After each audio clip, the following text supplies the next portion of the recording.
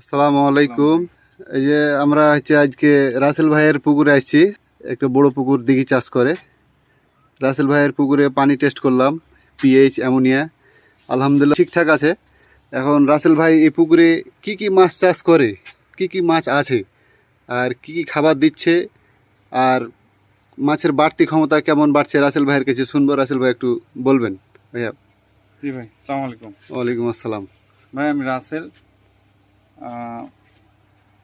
পতিনতলা থানা, নওগাঁ জেলা থেকে। আপনার এই পুকুরে কি কি মাছ আছে ভাইয়া?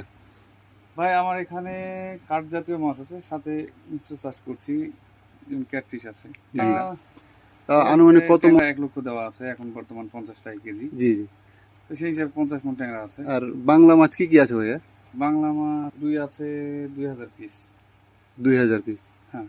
সব মিলে আপনি এই পুকুরে খাবার কি কি দিচ্ছেন? খাবার মানে ফিড খাওয়াচ্ছেন না খুদি ব্যান্ড এগুলো নরমাল খাবার? পাতলা আছে, একটু সব মাছ পাতলা পাতলা করে দেওয়া আছে। খাবার কি খাবার খাওয়াচ্ছেন? খাবার খাওয়াচ্ছি কোয়ালিটি ফিড। Quality feed. জি ভাই। এই খুদি ব্যান্ড এগুলো খাওয়াচ্ছেন না? খুদি ব্যান্ড কোয়ালিটি ফিড খাওয়াচ্ছি, পাশাপাশি এটা নিয়ে এসে রাখছি, এখনো স্টার্ট করি না। গত 2 দিন দেওয়া হয়েছে, 2 দিন দিতেই দেখা যাচ্ছে যে আপনার আবহাওয়া খারাপ, ওয়েদার খারাপের জন্য এটা বন্ধ রাখছি। জি জি। এখন ফিডই চলছে। এই ফিড, খুদি ব্যান্ড এগুলো খাওয়ার পর আপনার কি এই পুকুরে মাছ লাভজনক হয়? যে আলহামদুলিল্লাহ ভাই, মোটামুটি একটা ভালো হয়। আর বিশেষ করে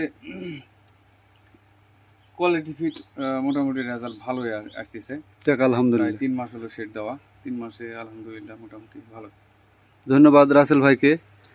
তো আচ্ছা, সম্মানিত ধন্যবাদ আপনাকে। মৎস্যচাষী ভাইয়েরা, আপনারা মাছের খাবার, মাছের পানি, পিএইচ অ্যামোনিয়া সব কিছু আপনার আশেপাশে যারা এই ডাক্তার থাকে যারা মাছের, ওদের মাধ্যম দিয়ে আপনারা ট্রিটমেন্ট করবেন।